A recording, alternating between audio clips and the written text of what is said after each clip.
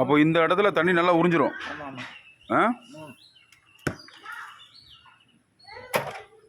ஆனால் இதுக்குள்ள தோண்டி தண்ணி வரலையா?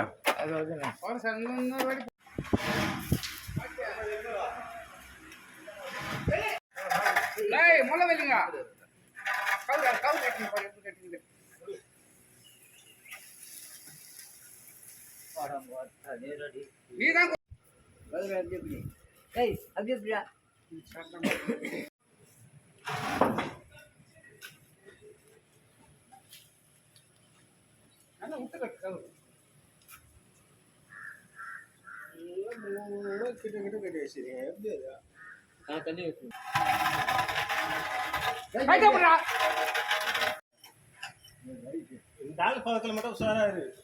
புரியுதா?